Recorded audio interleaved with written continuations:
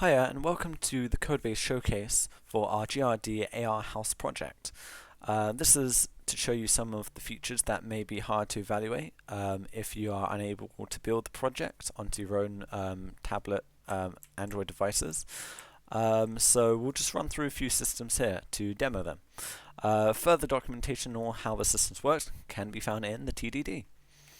As you can see, we have our house model here, and the system works, I'm going to showcase today, by using a debug pointer position, which in fact within the game is the center point of the screen and is positioned therefore with the tablet's orientation and position here.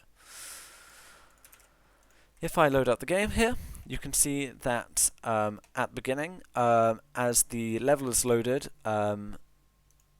this function is called, and instantly a debug ghost visual of where the placeable object is shown. There are 5 components we have in the game, which you can rotate whilst you're spawning them as well. You have the boiler, the air source heat pump, the large radiator, medium radiator, and small radiator. Within the game, by positioning your tablet, you can aim at walls and therefore choose to spawn a component. Here I'll spawn a boiler.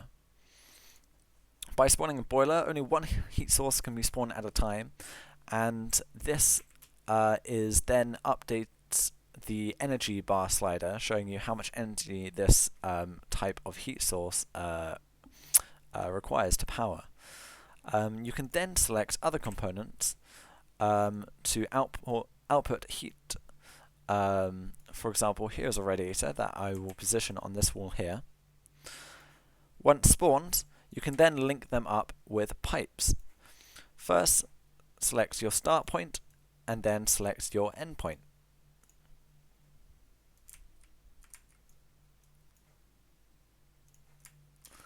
A path is then automatically generated between the 2 points corresponding to the walls within the scene that you currently cannot see and is behind within the grid system. This works for any level of the house, so if I go upstairs and put this radiator here, you can see if I link these once more to the boiler, pipes will go through walls and will link just as so. The last feature of interactivity is removing components. You can either remove the pipes themselves, you can also remove components themselves, or you can remove components which have pipes linked up to them. For example, if I remove this boiler now, the corresponding linked pipe will also be removed, leaving behind the other end of the pipe, the other component on the other end. For building levels in the system on the back end within the editor side, there's a range of tools that have been developed to create these levels. If I turn on the grid creation and some debug visuals for you, by pressing play, you'll see a very complex matrix view of the whole grid, and this is stored within the bounding box. Let me turn these off so it doesn't get too tricky to see. You can see by using a object called the wall worm, I can use the W, A, S, and D keys to position this around within the world, and to use the spacebar to select start and end point for walls. You can see a debug visual is drawn out, and by pressing spacebar again, the cells on either side of walls are updated with their positions. This is used by the piping system to figure out where valid wall positions are to build in.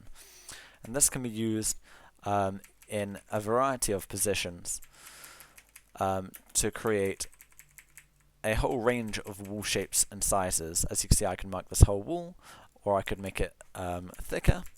And if I do so, any inside walls have solid walls. And the outside there's a wall on the left, there's a wall to the bottom of the cell, above, and so on. And finally, the whole system can use save load functionality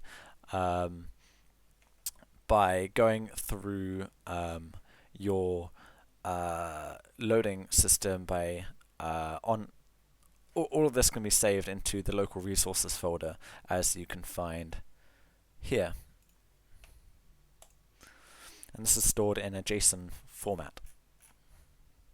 Thank you. If you want to see the game in action, check out the other video, and that will show the system built to a tablet device and the other UI functionality on the top end for the user experience.